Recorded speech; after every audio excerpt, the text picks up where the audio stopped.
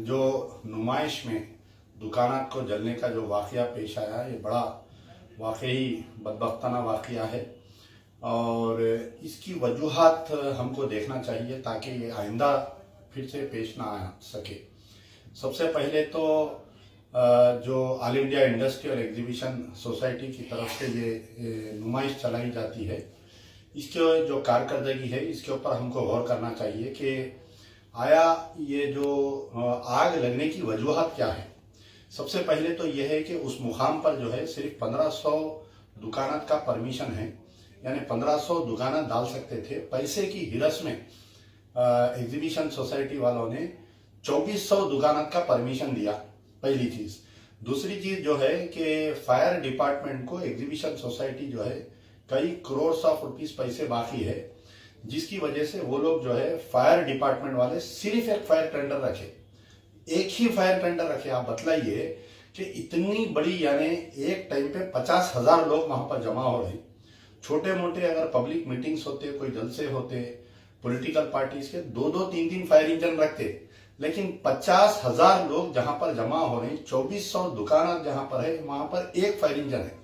फिर दूसरी चीज जो है, फायर इंजन का जो ड्राइवर है, आज खुद DGP director general of fire services उन्होंने इकरार किए कि वो on deputation from Telangana state road transport corporation TSRTC से ऑन डेप्यूटेशन आया, यानी बस ड्राइवर जो है, रोड पे बस चलाने वाला, उन्हें यहाँ पर फायर इंजन कैसा चलाएंगा ये बोलिए।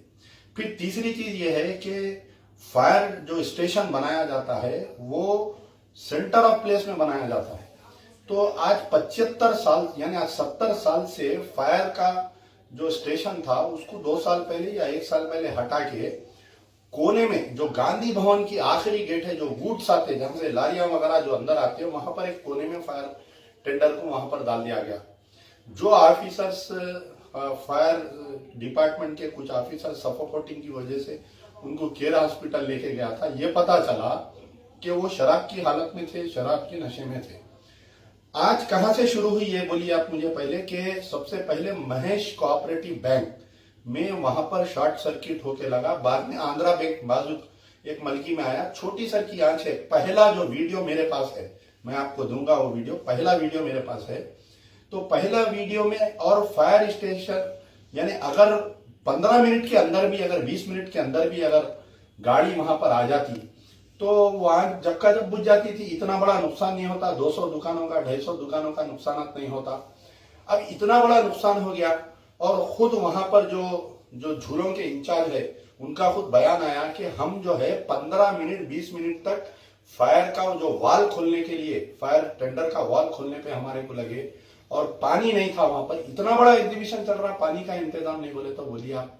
तो इससे क्या हुआ कि ये तमाम तर जो नुकसान की इसकी राज जिम्मेदारी जो है, पहले तो एग्जीबिशन सोसाइटी है, उसके बाद में जो करप्ट ऑफिशियल्स है एग्जीबिशन सोसाइटी से जो पैसे लेकर, जो बलदिया है, हैदराबाद पुलिस है और फायर डिपार्टमेंट, इनको परमिशन कैसा दिया गया एग्जीबिशन चलाने का। हम भी चाहते हैं कि एग्जीबिशन चले, हम भी चाहते हैं कि नुमाइश चले और यहाँ पर लोग आए, दुनिया से लोग आके एग्जीबिशन को देखें, लेकिन लोगों की जान और माल का नुकसान करके हम एग्जीबिशन नहीं करना चाहते, पहली चीज। अब जो नुकसान हुए, अब किसी का देखिए 20 लाख का नुकसान हुआ, किसी का 30 लाख का नुकसान हुआ, किसी का 50 लाख तक नुकसान है। सबसे ज्यादा नुकसान जो है कपड़ा व्यापारी का, सबसे ज्यादा नुकसान कराकरी वालों का हुआ। 30 लाख से कोई दुकान का कम नुकसान नहीं हुआ। तो करीब जो है 10 से 15 करोड़ रुपए का नुकसान हुआ। आज एग्जीबिशन सोसाइटी सालाना 50 करोड़ रुपए कमा रहे हैं, आज 75 साल से कमा रहे हैं। तो ये राज जिम्मेदारी होती है कि रातों रात इनको कंपनसेशन देना। अब एग्जीबिशन सोसाइटी वाले ये बोल रहे हैं कि हम किराए के पैसे वापस कर देंगे, जो 1-1.5 लाख रुपए दे देते, 15 दिन एक्सटेंड करेंगे। अरे आप 15 दिन एक्सटेंड करने से होता क्या बताइए, उसके पास पैसे रहेंगे तो उन्हें माल ला के डाल के कारोबार करेंगे। हम दुकान बना के देते बोल रहे हैं, दुकान बनाएंगे तो माल कहां से आएगा बताइए। आप माल के लिए पैसे दीजिए, गवर्नमेंट बैंक के लोन्स दीजिए, उनको फिर से उठ खड़ा करिए। अभी तक आप बताइए, इतना बड़ा वाकया हो गया तेलंगाना में, चीफ मिनिस्टर केसीआर साहब आना चाहिए था, एग्जीबिशन सोसाइटी को आके एग्जीबिशन का मायना करना चाहिए था। सीएम साहब अपने घर से ही नहीं निकलते बेचारे, सेक्रेटेरिएट को नहीं आएंगे तो यहाँ पर कहां से आएंगे बताइए। वो बेचारे महमूद अली साहब को भेजे, उनको क्या पावर से बोलिए। तेलंगाना स्टेट के होम मिनिस्टर है, कांस्टेबल बेचारों की नहीं सुनता, उनका एक मामूली सी कांस्टेबल उनकी नहीं सुनता, उनको भिजाए बेचारों को।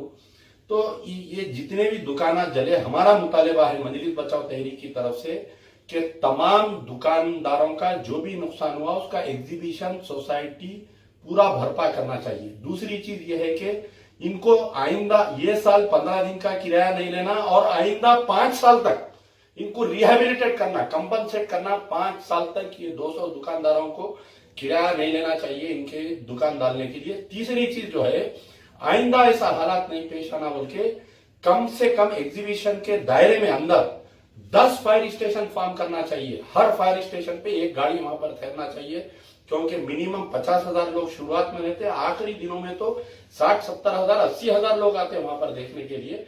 ये मजलिस बचाओ तहरीक की तरफ से मुतालिबा है। अगर एग्जीबिशन सोसाइटी ये तमाम हम आपके द्वारा ये पूरों को इत्तला करना चाहते हैं कि अगर एग्जीबिशन सोसाइटी नहीं देंगी तो मजलिस बचाओ तहरीक तेलंगाना हाई कोर्ट से रुजू होके एग्जीबिशन सोसाइटी के तमाम ओहदेदारों पे क्रिमिनल केसेस हम बुक कराएंगे।